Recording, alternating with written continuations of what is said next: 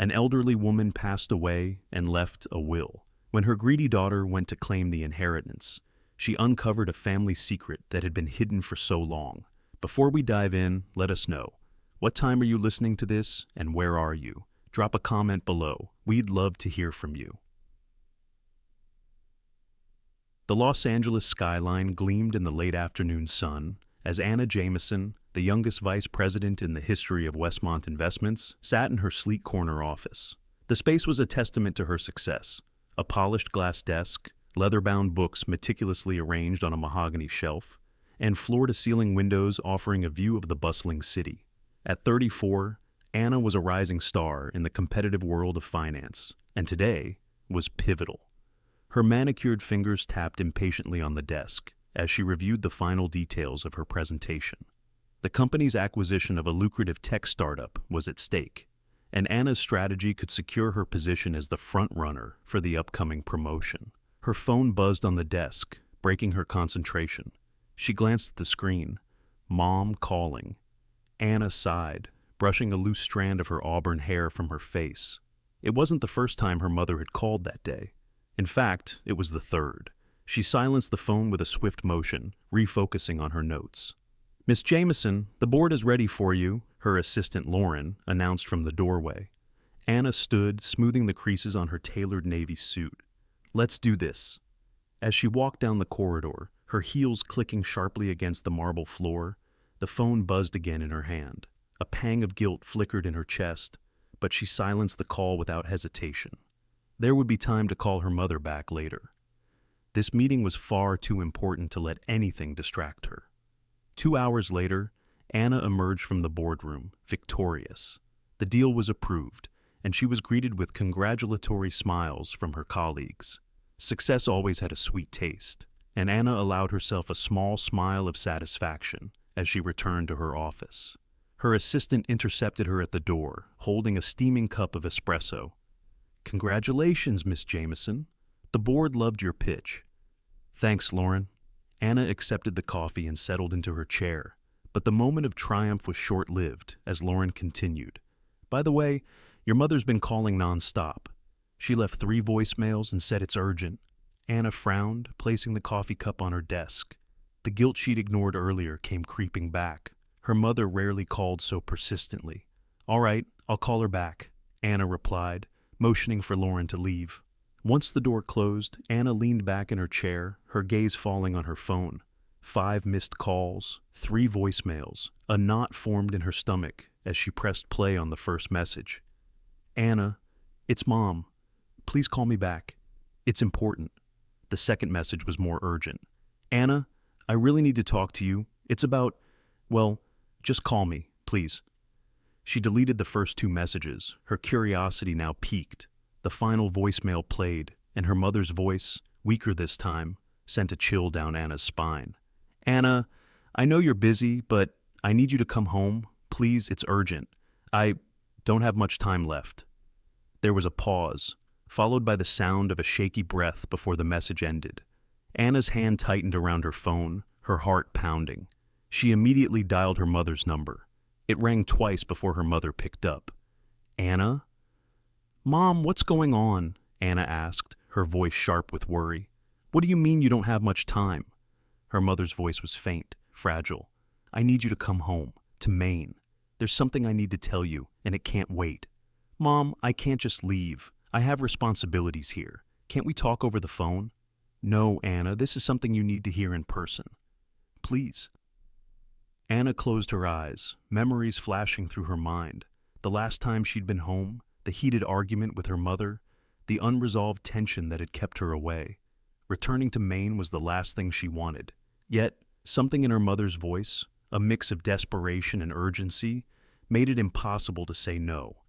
"Is this about Dad again? I told you, I don't want to rehash." "It's not about your father," her mother interrupted. "It's about me, and you, and things you need to know." Anna hesitated. "Are you sick?" There was a long silence before her mother replied. "Please just come home." The line went dead. With a heavy sigh, she pressed the intercom button on her desk. "Lauren, cancel my meetings for the rest of the week and book me a flight to Portland, Maine." "Yes, Miss Jameson, right away."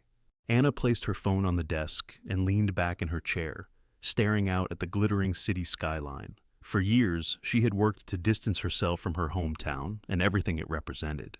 Yet, here she was, preparing to return to a place she had vowed never to revisit. Her fingers brushed against the corner of a photo frame on her desk, a picture of her and her mother at the beach years ago. Anna picked it up, her chest tightening as she traced the outline of their smiles. The smell of salt water hit Anna Jameson the moment she stepped out of the rental car. The air was cooler than she remembered, crisp with the unmistakable tang of the Atlantic. She stood on the gravel driveway, staring at the small weathered house perched on a hill overlooking the ocean. The once bright blue paint had faded and peeled, and the garden, once a vibrant display of her mother's favorite flowers, was now overgrown with weeds. She hesitated for a moment, gripping the car door as memories flooded her. Long summer days spent running along the shoreline, the sound of her father's laughter mixing with the crash of waves, and the last argument she'd had with her mother before she left Maine for good. It felt like stepping into a time capsule, and Anna wasn't sure if she was ready for what waited inside. With a deep breath, she slammed the car door shut and made her way to the front porch. Before she could knock, the door creaked open, revealing her mother, Martha Jameson. Anna's heart sank. Her mother looked frail, almost unrecognizable from the strong, vibrant woman she remembered. Martha's once bright eyes were dulled by fatigue, and her frame, once sturdy, now seemed delicate, but her smile was warm as she reached out to her daughter. "You came," Martha said, her voice shaky but filled with relief. Anna stepped inside, unsure of what to say. "You didn't exactly give me a choice, Mom. You sounded—" She paused, searching for the right word. "Desperate." Martha nodded, closing the door behind her. "I know, and I'm sorry for worrying you, but there are things we need to talk about. Things I should have told you a long time ago." The living room was almost exactly as Anna remembered. Worn but cozy furniture, the faint scent of lavender, and framed photos of their small family scattered on every available surface. Yet, there was a heaviness in the air, a sense of something unspoken. Anna's gaze fell on a small, ornate wooden box sitting on the coffee table. It seemed out of place in the familiar room, its intricate carvings catching the dim light. "What's that?" Anna asked, nodding toward the box. Martha followed her gaze, her expression tightening. She walked over and sat down, placing a hand protectively on the box. "This," she said softly, "is part of what I need to tell you." Anna crossed her arms, leaning against the doorway. "Mom, you've been vague and cryptic since I got here. If there's something you want me to know, just say it." Martha looked up at her daughter, her eyes glistening with unshed tears. "Anna, I'm dying." The words hung in the air, heavy and suffocating. Anna's breath hitched, and she froze, her mind racing. She'd feared this, but hadn't allowed herself to believe it. "How long have you known?" Anna's voice was barely above a whisper. "A few months," Martha admitted. "It's my heart. The doctors said there's nothing they can do. I don't have much time left."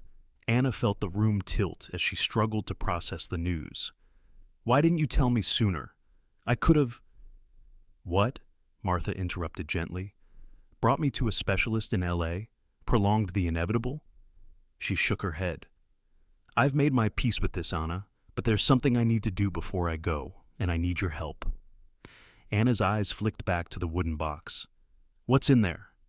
"Answers," Martha said cryptically. "But before we get to that, there's something else you need to understand." Anna sank into the armchair opposite her mother, her defenses slowly crumbling. "All right, I'm listening." Martha took a deep breath, her hands resting on the box. "I've been writing a new will." The words hit Anna like a punch to the gut. "A will? Mom, you barely have anything to leave behind. What's the point?" Martha's lips curved into a faint smile. "You'd be surprised. There's more than you think, and I've decided that most of it should go to the community." Anna shot up from her chair. "The community? Are you serious? Mom, you're not exactly swimming in wealth. Why would you—" "Because this town needs it more than I do," Martha said firmly, her voice regaining some of its strength. "And because it's the right thing to do." Anna paced the room, her frustration bubbling over. "This is insane. What about me? I left everything behind to come here, and now you're telling me you're giving it all away? Martha's expression softened. You've built a life for yourself, Anna. You don't need what I have, but this town, it does. Before Anna could respond, a knock at the door interrupted them. Martha called out, "Come in."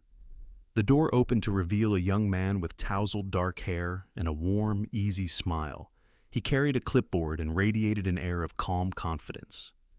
"Lucas," Martha greeted him warmly, "you're just in time." Anna stared at the newcomer, her frustration shifting into suspicion.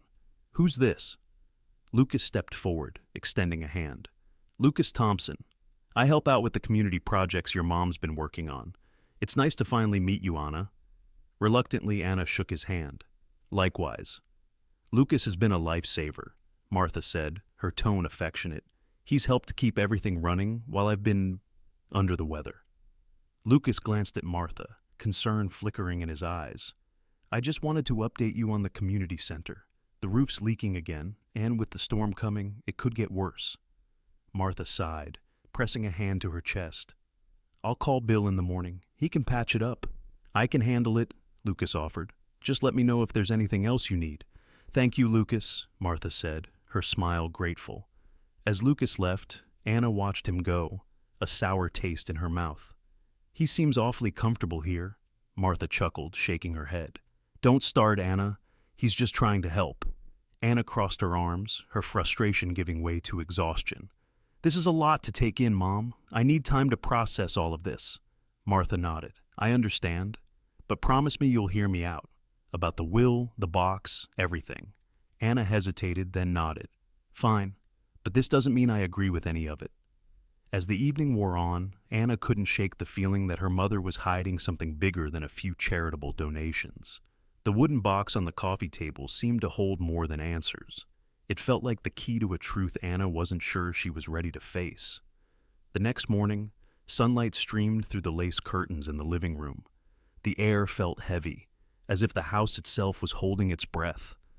Anna was about to reach for the box when a sudden ringing jolted her out of her thoughts. It was her mother's emergency alert monitor, silent for weeks, but now screaming for attention. Anna rushed to her mother's room, her heart pounding. Martha was sitting up, clutching her chest, her face pale and drenched in sweat. "Mom, hang on, I'm calling 911, Anna said, fumbling with her phone. "No," Martha whispered, her voice barely audible. She reached out, her trembling hand brushing Anna's. "The box! Anna, don't forget the box!"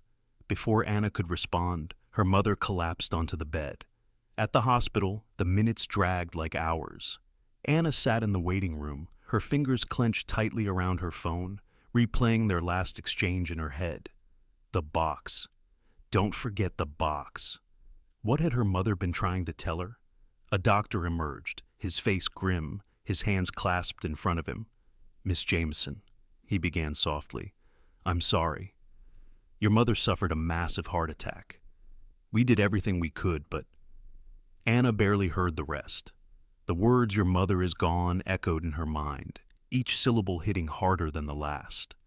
Tears blurred her vision as she stumbled to her feet.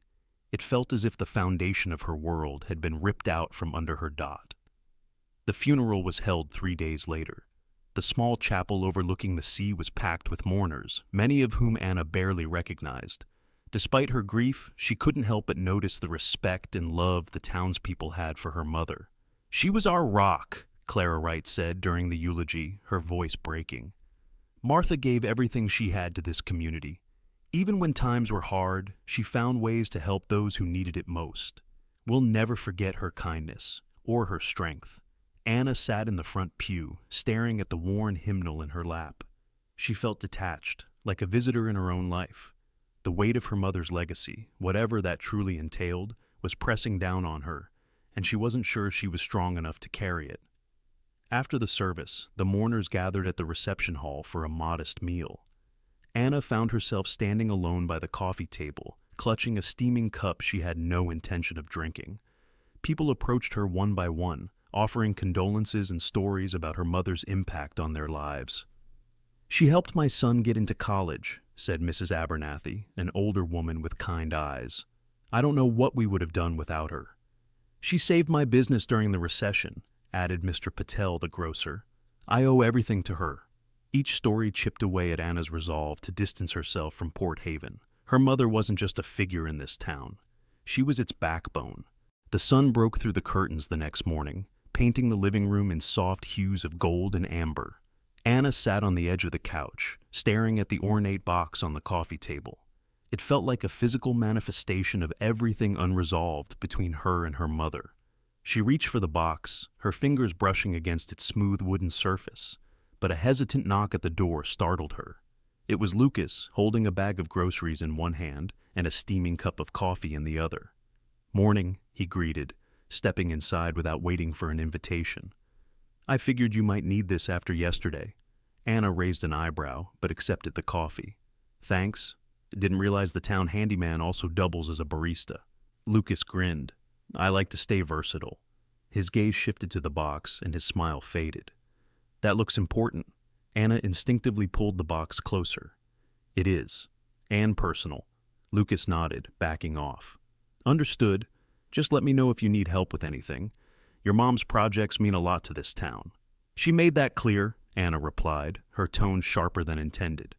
Before Lucas could respond, David Reynolds, her mother's lawyer, arrived, carrying a leather briefcase. His demeanor was professional but tinged with sympathy as he sat across from Anna. "Miss Jameson, thank you for making time. I know this isn't easy," David began, opening his briefcase to retrieve a document. "Your mother left specific instructions for her will, and I'm here to make sure they're honored." Anna crossed her arms. "Let me guess. She left everything to the town?" "Not quite," David said, adjusting his glasses. "The majority of her assets, including this house and a significant fund, are earmarked for the community center project. However, there's a condition." Anna leaned forward, her skepticism evident. "What kind of condition?"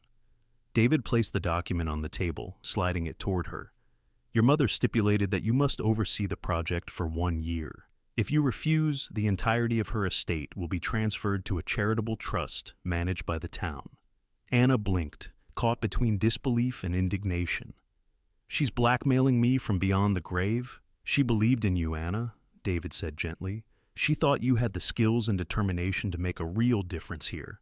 Anna shook her head, her frustration boiling over. "I'm not cut out for this. I have a life in LA, a career. I can't just put everything on hold." "You can," David countered, his tone calm but firm.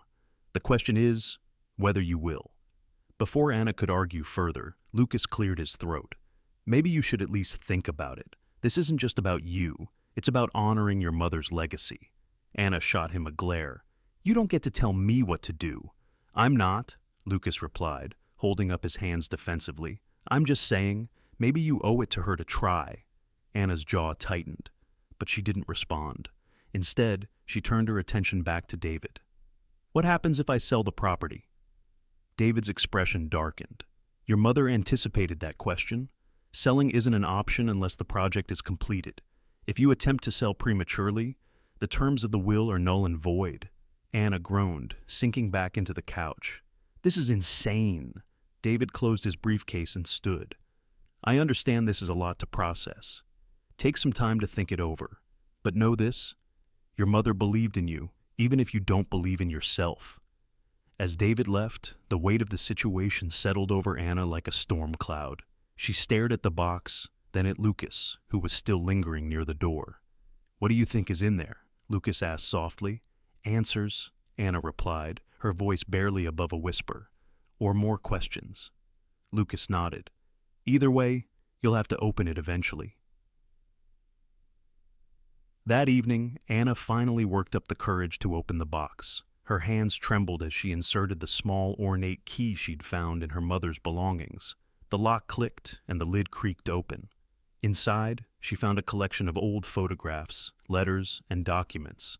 One photograph caught her eye, a young Martha standing next to a man Anna didn't recognize. They were smiling, their arms around each other in a way that suggested more than friendship. Anna flipped the photo over. On the back, in her mother's handwriting, were the words, "To my dearest John, for all the promises we made, 1983. Her heart raced as she rifled through the rest of the contents. One letter, yellowed with age, bore the letterhead of a bank in New York. It was a statement for an account Anna had never heard of, with a balance far larger than she'd expected. Another document outlined a series of anonymous donations made to organizations supporting women and children. Anna sat back, her mind spinning. Who was John? And where did all this money come from? Before she could process it, her phone buzzed. It was David. "I forgot to mention," he said when she answered, his tone serious. "There's a meeting tomorrow with the town council about the community center. They'll need your input." "Wait," Anna said, pinching the bridge of her nose. "I haven't agreed to anything." "Not officially," David replied, "but the council is expecting you. If you're serious about this, it's a good place to start." Anna hung up, feeling trapped. She glanced at the contents of the box, then at the fading light outside the window. The weight of her mother's expectations pressed down on her, but so did the lingering questions about the secrets Martha had kept. For the first time in years, Anna felt uncertain about the path ahead. But one thing was clear. Her mother's legacy was more complicated than she'd ever imagined. The next morning, Anna stood in front of the mirror in the guest room, adjusting the collar of her blouse. Her reflection stared back at her.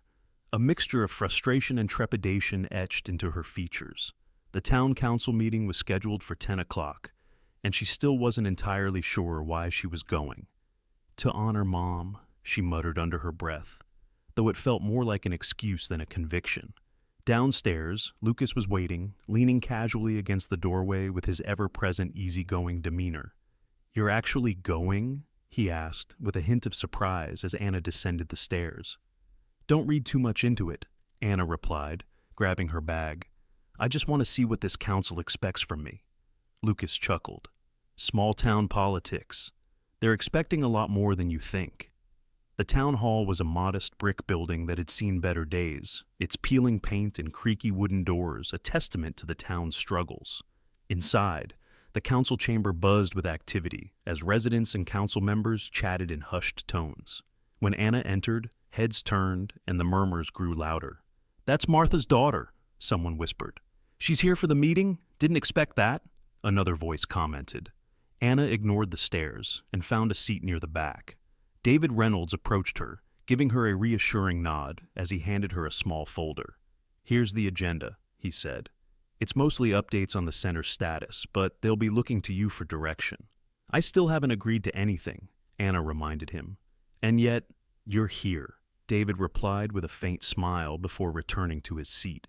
The meeting began with the mayor, a wiry man named Bill Henderson, calling the room to order. "First, I'd like to welcome everyone, and a special welcome to Anna Jameson, who I'm sure has much to contribute." Anna resisted the urge to roll her eyes, but offered a polite nod. The discussion moved quickly through mundane topics, budget allocations, permit delays, until the focus shifted to the community center. The room fell silent as the mayor addressed Anna directly. "Miss Jameson, as you know, your mother was the driving force behind this project. With her passing, the council is eager to know how you intend to proceed." Anna hesitated, glancing at the expectant faces around her. "I'm still evaluating my options," she said carefully. "Evaluating your options?" Clara Wright, a fiery older woman seated on the council, leaned forward. "Martha poured her heart into this town. If you're not planning to follow through, just say so." The room murmured in agreement, and Anna felt a surge of defensiveness. "I'm not saying no," she snapped. "I'm saying I need time to figure out what's best, for everyone." "Best for everyone or best for you?" Clara shot back. "Enough," the mayor interjected, raising a hand to silence the room. "Miss Jameson, we understand this is a difficult time, but the community center is critical to this town. We hope you'll honor your mother's vision." The weight of the room's collective gaze was suffocating. Anna gritted her teeth, feeling cornered. "I'll let you know my decision soon," she said curtly, standing to leave. Later that day, Anna returned home to find Lucas waiting on the porch, a toolbox at his feet. "Rough meeting?" he guessed, noting her expression.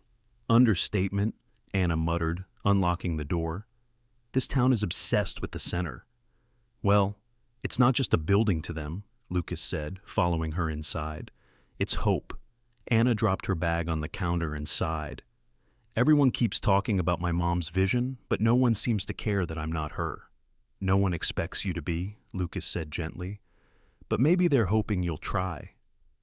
That evening, Anna found herself sitting in the living room, the box of her mother's belongings open on the table. She picked up another letter, her fingers tracing the faded ink. Anna, my love, the letter began. If you're reading this, it means I'm no longer there to guide you, but I trust that you'll find your own way. The words blurred as tears filled Anna's eyes. Her mother's belief in her felt both empowering and crushing. Her phone buzzed, pulling her from her thoughts. It was David. Anna, I wanted to remind you about the second part of your mother's instructions, he said. Anna frowned. What second part? There's a letter in the box, David explained. It details her final wishes for the center and the family's estate. Anna's heart raced as she rummaged through the box, finally pulling out an envelope labeled, "For Anna." Inside was a handwritten note. Dear Anna, this town has given me more than I could ever repay, and the center is my way of giving back. But there's more to this project than you realize. Our family's past is deeply tied to this place, and I need you to uncover the truth. The box holds clues, but you must be willing to dig deeper. You may find things that challenge what you think you know about me, about us. But I believe you're strong enough to handle it. Stay in Port Haven for a year, complete the center, and discover what I couldn't tell you. I love you more than words can say. Mom. Anna stared at the letter, her mind spinning. Her mother's cryptic words felt like a challenge, a test of her resolve. For the first time, Anna felt a flicker of curiosity, not just about the center, but about the secrets her mother had kept. She folded the letter carefully and set it back in the box. Whatever her mother had hidden, Anna was determined to find it. The following morning, Anna stood in front of the mirror, straightening her blouse. The idea of volunteering at the community center filled her with dread. She wasn't the charitable type, or so she'd always believed. But her mother's letter played in her mind on a loop. Stay for a year. Complete the center. Uncover the truth. She grabbed her bag and headed out the door, determined to prove, if only to herself, that she was capable of handling whatever Port Haven threw at her. The community center sat at the edge of the town square, its weathered brick exterior and sagging roof a testament to years of neglect. Inside, the air smelled faintly of old wood and cleaning supplies. Volunteers bustled around, moving tables, sorting supplies, and organizing schedules. The hum of conversation was interrupted by the sound of a door slamming. Ah, the big city girl finally graces us with her presence. Clara Wright's voice rang out, sharp as a whip. The older woman, wiry and stern, stood at the reception desk, her arms crossed. Anna forced a polite smile. I'm here to help. Help? Clara raised an eyebrow, scanning Anna from head to toe. We'll see about that. Before Anna could respond, Susan, the center's director, approached with a clipboard. Her round glasses and warm smile were a welcome contrast to Clara's piercing glare. Anna, welcome. We're short-staffed today, so I hope you're ready to jump in. Susan handed her the clipboard. You'll be helping in the kitchen. Lunch prep for the seniors starts in 15 minutes. Anna blinked. The kitchen? Yes, it's straightforward. Sandwiches, soup, and fruit. Clara can show you the ropes. Great, Clara muttered, already walking toward the kitchen. Come on, city slicker. Let's see if you can butter bread without calling for a sous chef. The kitchen was a small, cramped space with outdated appliances and mismatched utensils. Anna washed her hands and looked around, unsure where to start. Here. Clara shoved a loaf of bread and a tub of butter toward her. Sandwiches? Think you can manage? Anna bit back a retort and got to work. The task was simple enough, but Clara's constant hovering and muttered criticisms made it feel like a test she was failing. Too much butter, Clara said at one point, and cut the crusts cleaner. These seniors deserve sandwiches, not butchered bread. Got it, Anna replied through gritted teeth, determined not to snap. By the time lunch was served, Anna was exhausted. Not from the work, but from the effort of keeping her composure. She stepped into the dining area, carrying a tray of sandwiches, and was met with a round of cheerful greetings from the seniors. Well, look at you, one elderly man said with a grin. Martha's girl, right? You've got her eyes. Anna smiled politely and placed the tray on the table. As she moved to leave, one of the women grabbed her hand. Thank you for being here, the woman said softly. Your mother always said you'd come back to help us one day." Anna felt a pang of guilt and quickly excused herself. Later, as she cleaned up in the kitchen, Lucas appeared in the doorway, holding a toolbox. "Heard you survived Clara's initiation," he teased. "Barely," Anna replied, tossing a rag into the sink. "Does she hate everyone, or just me?" "Clara doesn't hate you," Lucas said. "She's just protective. She and your mom were close." "Could have fooled me," Anna muttered, leaning against the counter. "This place is overwhelming." Lucas shrugged. "It grows on you. Give it time." Anna didn't respond. Instead, she glanced out the window at the activity in the town square. Children played on the grass while parents chatted on benches. It was a scene straight out of a small-town postcard, and yet it felt worlds away from her life in Los Angeles. That evening, Anna returned home to find a package waiting on the porch. Inside was a collection of photographs, old newspaper clippings, and a note from Susan. "Martha kept these at the center. Thought you'd want to see them." The photographs showed her mother at various events, handing out food at a shelter, leading a group of children in a summer program, and cutting the ribbon at the community center's groundbreaking ceremony. In every picture, Martha's smile was radiant, her passion for helping others undeniable. Anna set the photos aside and picked up one of the newspaper clippings. The headline read, "Local Woman Saves Town Center." The article detailed how Martha had raised funds to keep the center running during a financial crisis years ago. Anna's chest tightened. She'd known her mother was generous, but she hadn't realized the extent of her impact on the town. As she flipped through the papers, one photograph caught her eye. It was a candid shot of Martha and Clara, both laughing as they painted a mural on one of the center's walls. The sight of Clara smiling, genuinely smiling, was almost enough to make Anna laugh out loud. She placed the photo on the table and leaned back, her mind racing. The town had loved her mother, and her mother had loved the town. For the first time, Anna wondered if there was room in her heart to love it too. The following week, Anna was seated in David Reynolds' law office, her nerves prickling with unease. The room smelled faintly of leather and old books, and the walls were lined with certificates that proclaimed David's credibility as an attorney. Yet none of it eased Anna's tension. "You wanted to see me?" she asked, her voice steady despite the fluttering in her chest. David adjusted his glasses and cleared his throat. "Yes, I've been approached by someone interested in purchasing your mother's property, including the land earmarked for the community center." Anna raised an eyebrow. "Purchasing it? For what purpose?" "He's a developer," David replied. "Jonathan Caldwell, a seasoned businessman with an eye for revitalizing small towns. He's offering significantly more than the market value." The name Jonathan Caldwell struck a chord, though Anna couldn't place why. "And he wants to tear down the community center?" "Not exactly." David hesitated. "He's proposing to build a mixed-use development, housing, retail spaces, and a modern community center." Anna leaned back, skepticism etched across her face. "A modern community center that conveniently replaces everything my mother built?"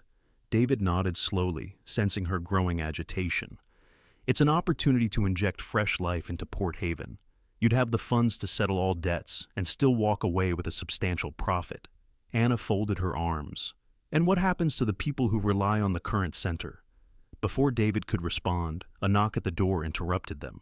David stood and opened it to reveal a tall, silver-haired man with piercing blue eyes and a confident demeanor. "Miss Jameson, I'm Jonathan Caldwell," he said, extending a hand. Anna accepted it reluctantly, feeling the strength in his grip. "You came all this way for a meeting?" Caldwell smiled. "I prefer face-to-face conversations, especially for matters as important as this." David gestured for Caldwell to sit, and Anna watched him with guarded curiosity. His tailored suit and polished shoes screamed wealth, but his easy smile held a disarming charm. "I understand this proposal might seem abrupt," Caldwell began, his voice smooth, "but I see great potential in Port Haven. Your mother's property is prime real estate, and I believe we can transform it into something remarkable." Anna narrowed her eyes.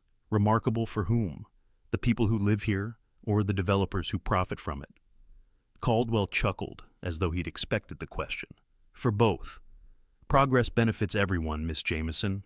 I'm offering a way to preserve your mother's legacy while elevating the town's prospects. And if I say no, he spread his hands. That's your prerogative. But consider this. My offer won't last forever, and holding on to the property without sufficient resources could mean watching it deteriorate further. Anna clenched her jaw.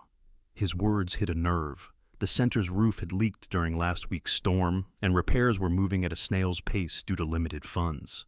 "I'll think about it," she said curtly. "Of course," Caldwell replied, standing. "Take all the time you need, but not too much."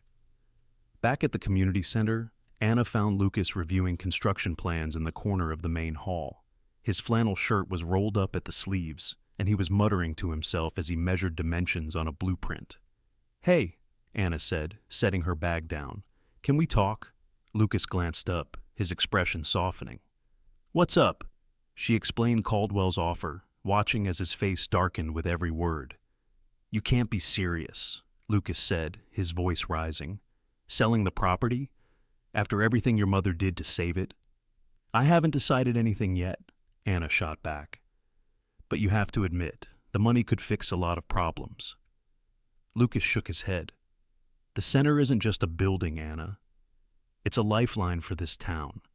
Selling it to some corporate developer would destroy everything your mother worked for." "You think I don't know that?" Anna snapped, her frustration boiling over.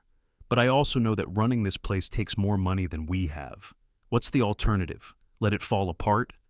"Find another way," Lucas said firmly. "That's what your mother would have done." Anna stared at him, her emotions swirling. "You act like you knew her better than I did." "Maybe I did," Lucas replied, his tone softening. "I saw the side of her that cared about people, not profits. She believed in this town, Anna, and whether you want to admit it or not, she believed in you too." Anna turned away, blinking back tears. "I need time to think." That night, Anna sat in her childhood bedroom, the weight of the decision pressing down on her. Caldwell's offer loomed large in her mind, a tempting solution to the mounting challenges. But Lucas's words echoed just as strongly, reminding her of her mother's unwavering commitment to the community. She reached for the box of photographs and letters Susan had given her, searching for clarity. One letter, written in her mother's elegant handwriting, caught her eye. To Anna, "I hope one day you'll understand why I did the things I did.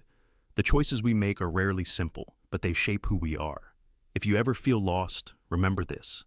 The heart of a community is its people, not its buildings. Trust them, and they'll guide you home." Tears blurred Anna's vision as she read the words. Her mother's voice seemed to reach out from the past, steadying her in the present. With a deep breath, Anna set the letter aside. She didn't have all the answers yet, but one thing was clear. This wasn't a decision she could make alone. The community deserved a say in its future, just as much as she did. Anna picked up another envelope.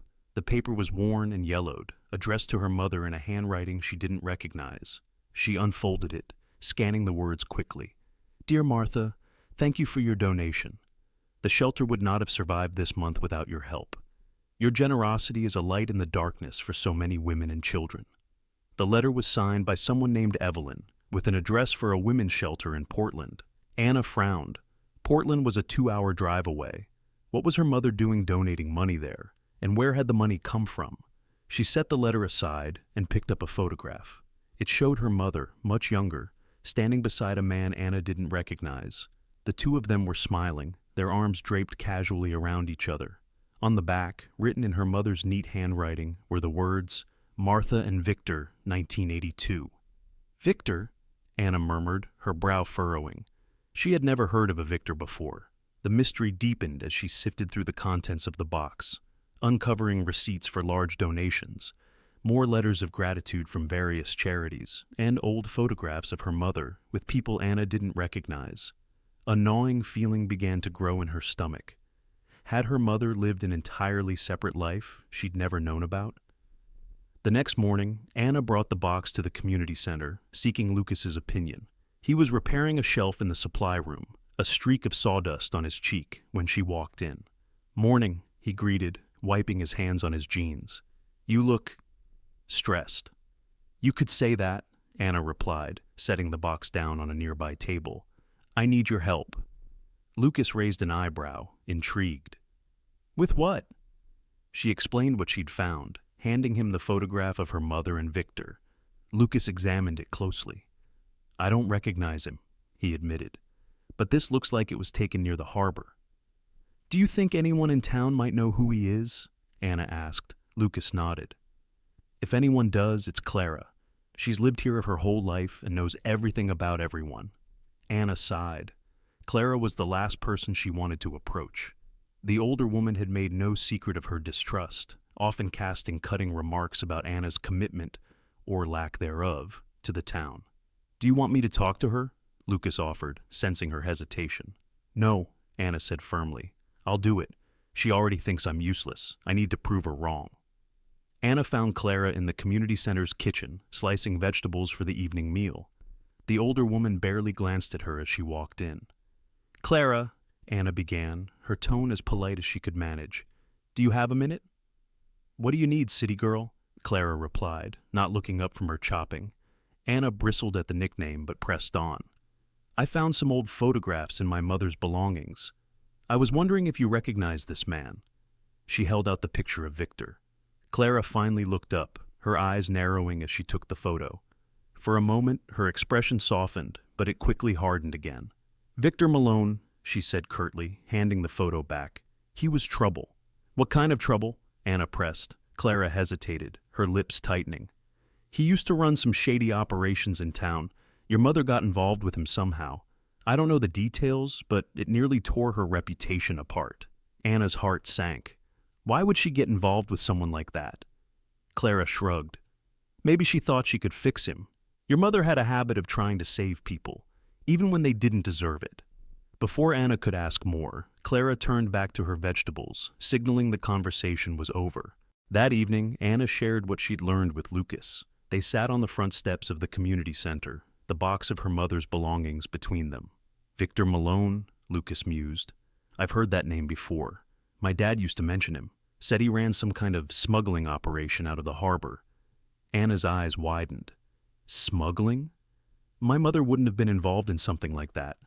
Maybe not willingly, Lucas said. Or maybe she had her reasons. Anna frowned, her thoughts racing. Her mother's charitable donations, the letters of gratitude, the secrecy, it all pointed to something bigger than just a relationship with the wrong man. Was it possible her mother had been using Victor's operation to fund her philanthropic work? Lucas placed a reassuring hand on her shoulder. We'll figure it out, he said. One step at a time. Anna nodded, grateful for his support. But as she stared at the box of clues, she couldn't shake the feeling that she was only scratching the surface of her mother's secrets, and that the answers she sought might change everything she thought she knew. The next day, Anna received an unexpected call from David Reynolds, her mother's lawyer. His voice was calm, but carried an edge of urgency. Anna, we need to talk, he began. Jonathan Caldwell wants to meet you. He's claiming a prior agreement with your father that might affect your mother's estate. Anna's grip on the phone tightened. Caldwell, the name alone sent a ripple of unease through her. She had heard it before, whispered in fragmented memories of her parents' late-night arguments. What kind of agreement? She asked, her voice steady despite her racing heart. I think it's best if you hear it from him directly, David replied. He's offered to meet this afternoon at his estate. Anna hesitated. Every instinct screamed to refuse, to dig into the matter on her own terms. But curiosity and the weight of her mother's secrets pushed her to agree. Fine, text me the details. The Caldwell estate loomed large on the outskirts of town, its sprawling grounds a stark contrast to the humble homes Anna had driven past to get there. As she parked her car, a man in a tailored suit greeted her at the door, leading her into a grand sitting room where Jonathan Caldwell waited. Anna, Caldwell said with a practiced smile, rising to greet her. He was in his 60s, his sharp suit and polished demeanor radiating wealth and power. His blue eyes held a familiarity that unsettled her. You wanted to talk, Anna said, skipping the pleasantries and sitting across from him. Caldwell chuckled softly. Straight to business. I respect that. He reached for a folder on the table, sliding it toward her. This is a copy of the agreement your father and I made decades ago. Anna opened the folder and scanned the document. It detailed a business arrangement between Caldwell and her father, Victor Malone. According to the agreement, Caldwell had invested heavily in her father's operations, with the promise of a 50% share of all future assets, including property. "This is absurd," Anna said, her voice rising. "Whatever my father did, it has nothing to do with my mother's estate." Caldwell's smile tightened. "Your mother used assets tied to that agreement to fund her projects. Legally, that makes me a stakeholder." Anna slammed the folder shut. "You're not getting anything. My mother dedicated her life to helping this community, not lining your pockets." Caldwell leaned back, unfazed by her anger. "You're passionate. I can see where Martha got her fire, but passion won't hold up in court." Anna stormed out of the estate, her mind a whirlwind of fury and confusion. On the drive back to the community center, she called David, recounting the meeting in clipped tones. "He's bluffing," she said. "This can't be legal."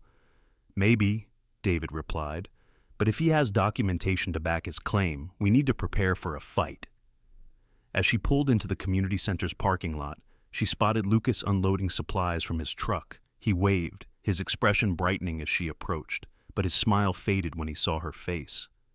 "What happened?" he asked. Anna filled him in, her words tumbling out in a rush. When she finished, Lucas was silent for a moment, his jaw clenched. "You're not seriously considering his offer, are you?" he finally said. "Of course not," Anna snapped. "But if he takes this to court—" "So what?" Lucas interrupted, his voice rising. "You fight. Your mother fought for this town. Are you just going to roll over and let him win?" Anna glared at him. "You don't understand. This isn't just about the property. It's about my family, my past, everything I thought I knew. And maybe it's time to face that," Lucas shot back. "Running away didn't work before. It won't work now." The tension crackled between them, heavy with unspoken emotions. Finally, Anna sighed, the fire in her eyes dimming. "I need time to think." That night, Anna sat alone in her mother's study, the ornate box and its contents spread out before her. She picked up the photograph of her mother and Victor Malone again, her fingers tracing the edges. Who was her father, really? And how much of his shadow still loomed over her life? Among the letters, she found another addressed to her mother, this one from Caldwell himself. It was dated shortly after her father's death and hinted at a partnership that had soured. "Martha, I respect what you're trying to do, but you can't hide behind sentiment forever. The past has a way of catching up to all of us. When you're ready to talk, you know where to find me. Jonathan." Anna's chest tightened. Whatever had happened between her parents and Caldwell was more tangled than she'd realized. But one thing was clear. Caldwell had been waiting for this moment, for her mother's death to reopen old wounds and reclaim what he believed was his. The next day, Anna returned to the community center. Lucas was in the main hall, hammering a loose board into place. He glanced up as she entered, his expression wary. "I'm not selling," Anna said, her voice firm. Lucas straightened, his eyes narrowing.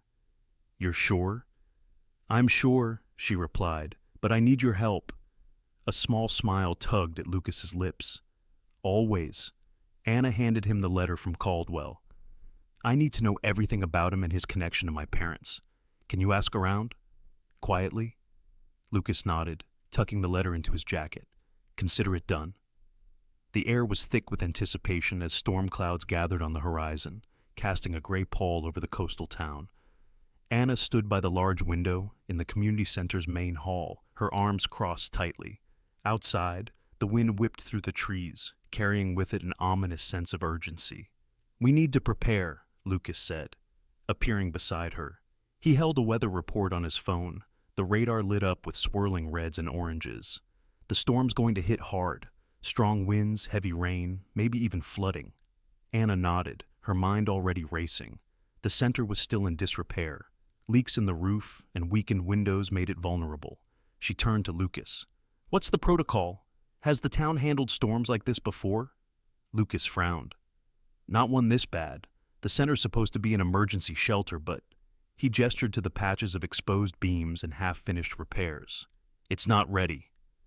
By mid-afternoon, the storm was fast approaching, and the first drops of rain began to patter against the center's windows. Anna gathered the volunteers and staff in the hall, her voice firm and clear. "Here's what we're going to do," she began. We'll prioritize the most vulnerable, families with kids, the elderly, anyone who doesn't have a safe place to go. Lucas, can you coordinate with the fire department and emergency services to get people here? Lucas nodded. On it. Clara, Anna turned to the older woman, whose no-nonsense demeanor had become invaluable. You're in charge of supplies, blankets, food, anything people might need to get through the night. Clara gave a curt nod, already scribbling notes. And me? Susan asked, stepping forward. You're with me, Anna said. We're going to secure this building as best we can. As the hours ticked by, the storm intensified. The sound of rain pounding against the roof and the howl of the wind made it hard to think. Families trickled into the center, clutching their belongings and wearing expressions of fear and exhaustion. Volunteers moved quickly to distribute blankets and food, creating makeshift sleeping areas in the main hall. Anna worked tirelessly alongside the team, using tarps and duct tape to patch leaks and reinforce the windows. Despite the chaos, she felt a surprising sense of focus. Every action, every decision felt meaningful, tied to the community she had come to care for deeply. By nightfall, the storm was at its peak. The lights flickered but held steady, casting a warm glow over the crowded hall. Anna stood near the entrance, watching as Lucas helped a young mother carry her two small children inside. Their clothes were soaked, and the mother's face was pale with fear. "Thank you," the woman whispered, as Lucas handed her a blanket. Anna stepped forward. "You're safe now. We'll take care of you." The storm raged through the night, battering the town with relentless rain and wind. Around midnight, the roof over one corner of the hall began to leak heavily. Anna and Lucas scrambled to move families to a drier area, using buckets to catch the water. "Why does it feel like everything is falling apart at once?" Anna muttered, wiping rainwater from her face. Lucas gave her a wry smile. "Welcome to small-town life." Despite the challenges, Anna couldn't help but feel a sense of pride as she looked around the room. Strangers were helping each other, sharing stories, and offering comfort. Even Clara, who had been skeptical of Anna's commitment, was bustling around with a tray of hot tea, her gruff demeanor softening as she reassured nervous children. By dawn, the storm had passed, leaving behind a quiet stillness. Anna stepped outside, the cold morning air biting at her skin. The town was a mess, fallen trees, debris-strewn streets, and flooded basements. But it was still standing. Lucas joined her, his face weary but determined. "We've got a lot of work ahead of us," Anna nodded. "Let's start here." She gestured to the center. "If we can fix this place up, it can be the hub for recovery efforts." As the sun rose higher, the community began to rally. Volunteers arrived with tools and supplies, ready to repair the damage. Anna took charge, dividing tasks and organizing resources. She worked side by side with Lucas, Clara, and others, her hands blistered and her clothes streaked with mud, but her spirit unshaken. That evening, as the first stars appeared in the clear night sky, the community center stood stronger than before. Repairs were far from finished, but the building had weathered the storm, a testament to the resilience of those who had come together to protect it. Anna stood in the doorway, watching as families prepared to leave, their gratitude evident in their smiles and heartfelt thanks. "You did good," Lucas said, appearing beside her. "Your mother would be proud." Anna felt a lump in her throat. She thought of her mother, of the sacrifices she had made for this town. For the first time, Anna truly understood the depth of her mother's love for this place and its people. "This is just the beginning," she said softly, her gaze fixed on the horizon. "There's so much more we can do," Lucas smiled. "Then let's get to it." The wind whipped through the small coastal town.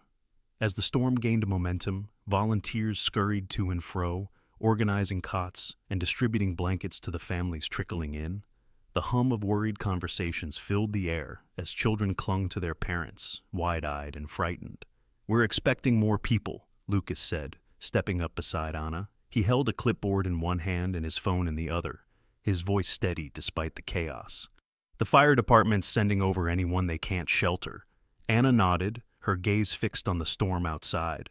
"Do we have enough supplies?" Lucas shook his head. "Not if we're doubling capacity."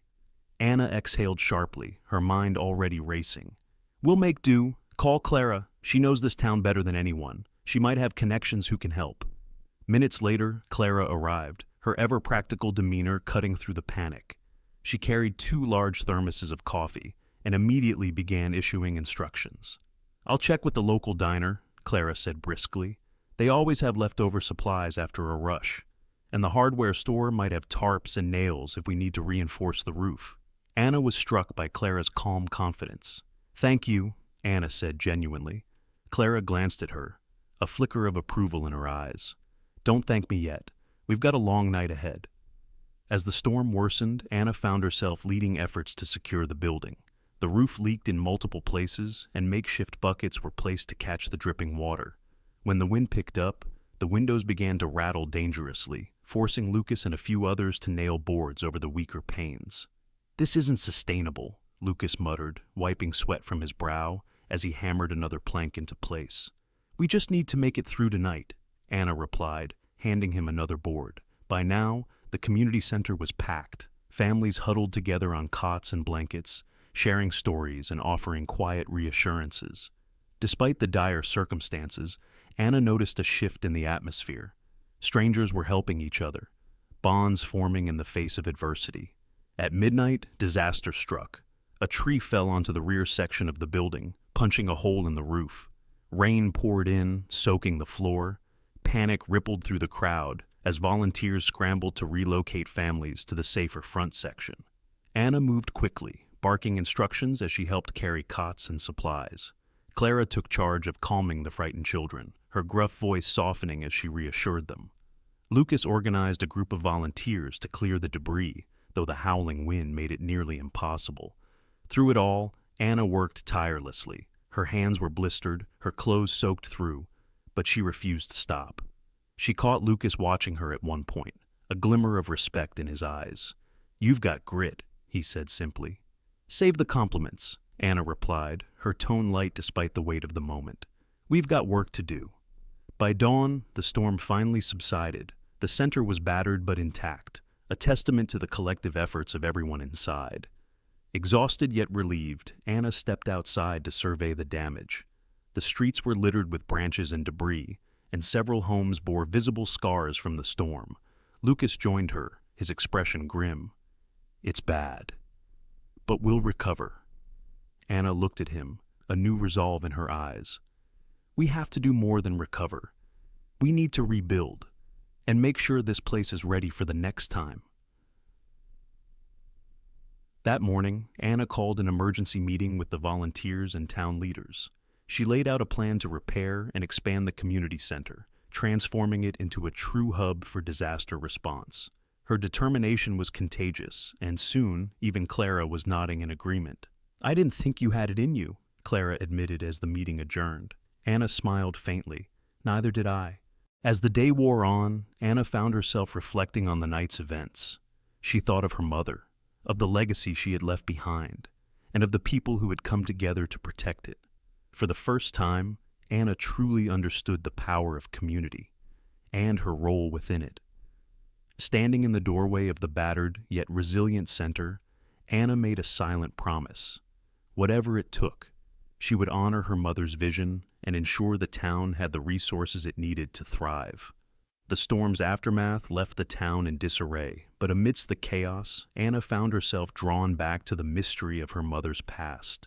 While the immediate crisis had subsided, the clues left behind by Martha demanded her attention. The ornate box, the cryptic journal entries, and the whispers of secrets buried in time had all left an indelible mark on Anna's thoughts. She picked up a photograph she'd skimmed over before. It showed her mother, much younger, standing beside a man Anna didn't recognize. Written on the back in Martha's elegant handwriting were the words, "For the cause, together, always." "What cause?" Anna murmured to herself. The sound of a knock startled her. It was Lucas, holding a bag of tools. "I figured you'd need help patching up the windows," he said, stepping inside. Anna smiled faintly, grateful for the company. "Thanks. I was just—" She gestured to the scattered contents of the box. Lucas's eyes landed on the photograph. "Who's that?" he asked, picking it up. "I have no idea," Anna admitted, "but it seems important. Everything in here feels important." Lucas studied the photo closely. "This man? He's wearing a pin.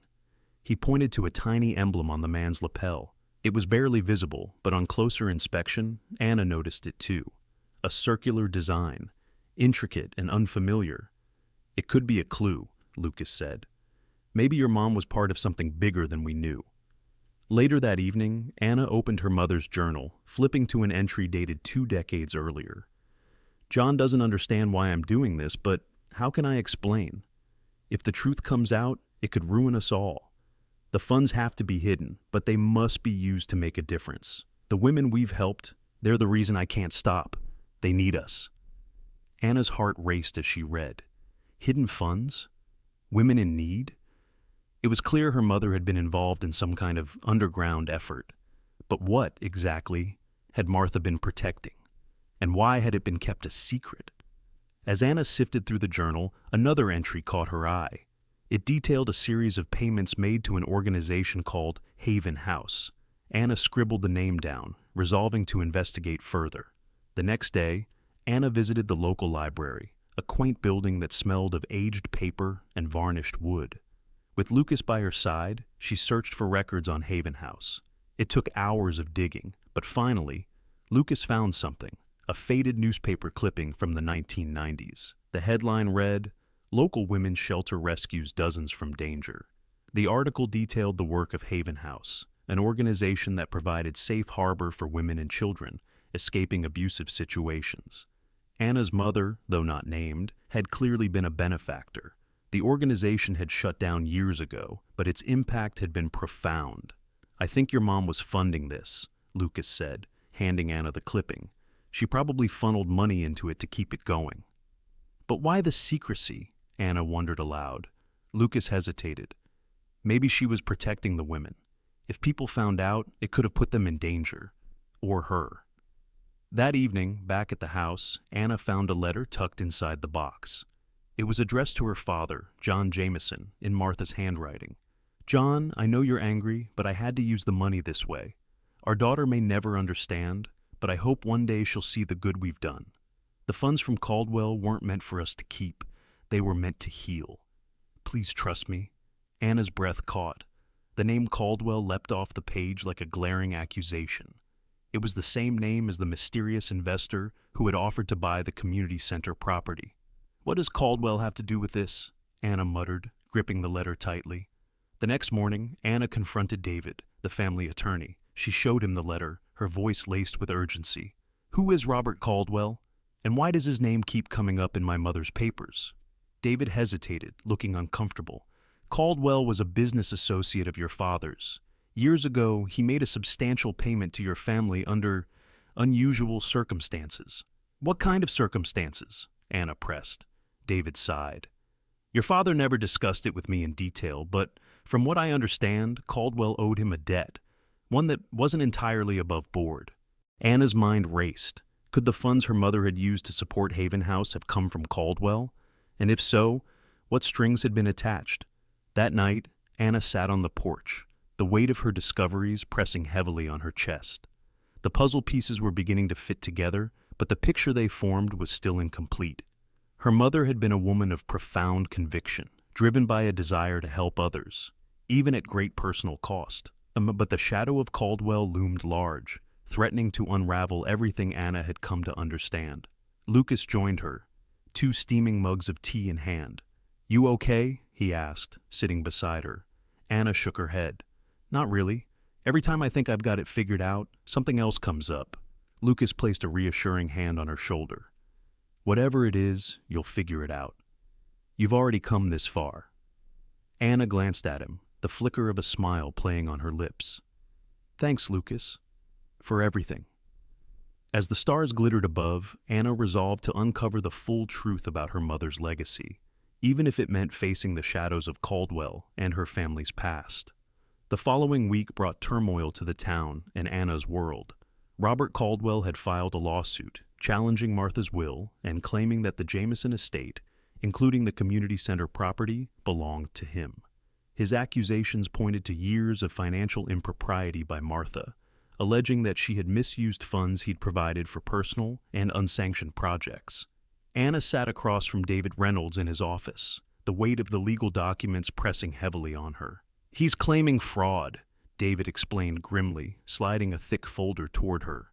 "Caldwell has evidence of financial discrepancies in the family's accounts, going back decades." Anna's stomach churned as she flipped through the documents. Caldwell's lawyers had meticulously detailed every irregularity, painting Martha as a manipulator who had used Caldwell's money to fund her own agenda. The accusations were damning. "This isn't just about the money," Anna said, her voice trembling. "He wants to destroy everything my mother built. He wants to erase her legacy." David nodded solemnly. "That's exactly what he wants. If Caldwell wins, he'll not only take the property, but also the community center's funding. It would devastate this town." As word of the lawsuit spread, the town rallied behind Anna. Many residents had benefited directly from Martha's generosity, and they refused to let her memory be tarnished. A town meeting was held at the partially rebuilt community center, where Anna stood before a crowd of familiar faces, their expressions a mix of concern and determination.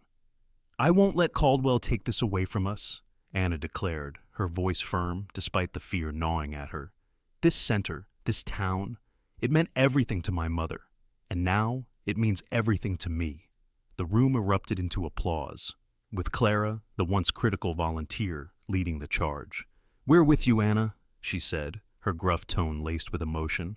"Martha was a good woman, and we won't let that snake ruin what she stood for." Determined to fight back, Anna threw herself into building a defense. She spent countless hours combing through Martha's journals and the financial records Caldwell's team had presented, searching for discrepancies in his claims. Lucas became her steadfast ally, helping her sift through the mountain of paperwork late into the night. "Here," Lucas said one evening, pointing to a line item in an old ledger, "this payment to Haven House. It matches a donation your mother mentioned in her journal." Anna leaned over the desk, her eyes narrowing. "So, Caldwell's claiming she embezzled funds, but this clearly shows she was donating to charity." Lucas nodded. "Exactly. If we can prove that the money went toward legitimate causes, it undermines his entire case." In the days leading up to the trial, Anna worked tirelessly to gather testimonies from the women and families Martha had helped through her covert efforts. Susan from the shelter shared her story, recalling how Martha's donations had saved countless lives. Rita, once a skeptic of Anna's intentions, came forward with a powerful revelation.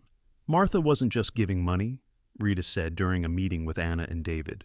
"She was running an underground network, helping women escape abusive situations. She put her own safety on the line to protect us." Anna's eyes widened. "Why didn't she ever tell me?" "She didn't want you to be involved," Rita explained. "She wanted to keep you safe." The trial began in the town's courthouse, a modest building that barely contained the crowds that had gathered. Caldwell's lawyer presented his case first, painting Martha as a fraud who had used Caldwell's money for personal gain. But when it was Anna's turn to present her defense, the tone shifted. One by one, witnesses took the stand, sharing heartfelt stories of Martha's generosity and courage. Susan described how Martha's donations had funded the shelter's GED program, giving countless women a chance to rebuild their lives. Rita spoke of the network Martha had established, recounting how it had saved her and many others. Finally, Anna took the stand, clutching the letter she had found in the hidden envelope. "My mother wasn't perfect," she began, her voice steady, despite the lump in her throat. "But everything she did was out of love. Love for this community and the people in it. She used the money to help those who couldn't help themselves, to give them a chance at a better life. That's the legacy she wanted to leave behind." She held up the letter. "And this proves that Caldwell knew exactly where his money was going. My father ensured it would be used for good. Caldwell's claims are nothing but an attempt to rewrite history." As the trial stretched on, the tide began to turn. Caldwell's smirk faded, as Anna's defense dismantled his accusations piece by piece. When David called Caldwell to the stand, the man's composure cracked under questioning. "You claim my client's mother misused funds," David said, his voice sharp. "But isn't it true that you benefited financially from your arrangement with John Jameson? That you agreed to these terms decades ago?" Caldwell hesitated, his silence speaking volumes. The trial's final day arrived, and the judge prepared to deliver the verdict. The courtroom was silent, the tension palpable, Anna gripped Lucas's hand under the table, her heart pounding. After reviewing the evidence and testimonies, the judge began, "It is clear that the funds in question were used for charitable purposes and that no fraudulent activity occurred. Therefore, the court rules in favor of the defendant, Anna Jameson." The courtroom erupted into cheers, with Anna overwhelmed by relief and gratitude. Clara clapped her on the back, while Susan hugged her tightly. Even Rita allowed herself a rare smile. Outside the courthouse, Lucas pulled Anna into an embrace. "You did it," he said, his voice filled with pride. "We did it," Anna corrected, her eyes glistening with tears. "All of us." As the town celebrated their victory, Anna realized that this was more than just a legal battle. It was a fight for her mother's legacy, for the community she had come to love, and for the future she was finally ready to embrace. The courthouse victory ignited a wave of celebration in the small coastal town. Word of Anna's win spread quickly, drawing residents from every corner to gather at the community center that evening. The building, still undergoing renovations, buzzed with energy as townspeople brought food, drinks, and laughter to fill the space. Anna stood by the doorway, watching the crowd with a mixture of gratitude and amazement. People she had only recently met greeted her warmly, some with stories of how her mother's kindness had changed their lives. Clara, the tough but loyal volunteer, approached with a tray of homemade cookies. "You've done good, kid," Clara said, her voice gruff but affectionate. "Your mother would be proud." Anna smiled, a pang of longing hitting her chest. "I just hope I'm honoring her in the right way." "You are," Clara said firmly, her eyes softening, "and you've got this town behind you." As the evening progressed, David Reynolds, Martha's lawyer, arrived with a folder of documents tucked under his arm. He gestured for Anna to follow him into a quieter corner of the building. "There's one more thing we need to address," he said. Anna's stomach tightened. "What is it now?" David handed her the folder. "These are the finalized documents regarding your inheritance and your mother's estate. But there's also something else, something your mother wanted you to have." He produced an envelope sealed with Martha's handwriting. Anna hesitated, her fingers brushing over the familiar script. "What's inside?" "Only you can find out," David replied, stepping back to give her space. Anna moved to a quieter corner of the room, where she carefully broke the seal and unfolded the letter. Her mother's words, written in her elegant hand, leaped off the page. "My dearest Anna, if you're reading this, it means you've chosen to stay and fight for what's right. I always believed in your strength, even when you doubted yourself. What I'm about to tell you may come as a shock, but I hope it will give you clarity and peace. The money that helped me build this community came from an unlikely source. Your grandfather, Robert Caldwell's father. Before he passed, he reached out to me, wanting to make amends for the harm he'd caused our family. I accepted his help, not for myself, but for the people who needed it most. I kept this secret from you to protect you, to allow you to live a life free of the burdens of the past. But now, you've proven that you are strong enough to carry it. Use this knowledge wisely, Anna. Build something beautiful from the pain. I believe in you." With all my love, Mom Anna read the letter twice, her hands trembling. Her mother's revelations added new layers to the legacy she was now responsible for. It wasn't just about continuing Martha's work, it was about honoring the complexities of her family's history. Her thoughts were interrupted when Lucas approached, concern etched on his face. "You okay?" he asked. Anna nodded, folding the letter carefully. "I am now," she said softly, meeting his gaze. "There's a lot I didn't know about my mother, about our family, but I understand her better now." Lucas smiled gently. "She was an incredible woman, and so are you." As the night wore on, Rita, the town's steadfast truth-teller, took the makeshift stage to address the crowd. "I've lived in this town for over 40 years, she began, her voice carrying through the room. "I've seen good times and bad, but I've never seen someone as dedicated to this community as Martha Jameson." She paused, looking directly at Anna. "And now, her daughter is stepping up to carry that torch. We owe them both a debt of gratitude. So let's make sure we honor their efforts by standing together, no matter what." The crowd erupted into applause, and Anna felt a lump form in her throat. She hadn't realized just how much this community had come to mean to her, or how much she meant to them. Later, as the gathering wound down, Anna found herself on the center's balcony, gazing out at the town bathed in moonlight. Lucas joined her, leaning on the railing beside her. "What's next?" he asked. Anna took a deep breath. "We keep building," she said, her voice steady. "My mother's vision wasn't just about this center. It was about creating a place where people could thrive, where they could find hope. I want to expand on that, to make this town a beacon for everyone who needs it." Lucas grinned. "Sounds like a big job." "It is," Anna admitted, turning to face him. "But I'm not doing it alone." Their eyes met, the unspoken connection between them growing stronger. Lucas reached for her hand, and Anna let him take it, the warmth of his touch grounding her. The days following the town's rally marked a turning point in Anna's journey. Her mother's legacy was no longer a distant obligation. It was her mission. The victory in court gave Anna the legal means to carry out Martha's vision, but the true challenge lay in ensuring its sustainability. With her corporate experience and newfound commitment to the community, Anna began crafting an ambitious plan to expand the center's services and deepen its impact. Sitting at the dining table of her childhood home, Anna spread out blueprints, financial reports, and handwritten notes across the surface. The vision was clear in her mind. The Margaret Jameson Community Center would become more than a shelter or a learning hub. It would be a lifeline for the town's most vulnerable residents. Education programs, career training, counseling services, and transitional housing were just the beginning. Lucas leaned against the doorframe, watching her with an amused smile. "Do you ever stop working?" he teased, stepping closer. Anna glanced up, smirking. "Only when the work's done, and trust me, this is far from over." Lucas pulled out a chair, sitting across from her. "So, what's the big plan, Miss Jameson?" Anna leaned forward, pointing at the blueprints. "We're not just renovating the center. We're partnering with local businesses to provide job training and placement programs. I want to create a mentorship initiative for at-risk youth and expand our shelter into transitional housing for families starting over." Lucas raised an eyebrow, impressed. "That's ambitious." "It has to be," Anna said, determination etched in her features. "This town deserves more than a quick fix. It deserves a future." The following week, Anna and Lucas began reaching out to local business owners. Some were skeptical at first, wary of how these changes might impact their bottom line.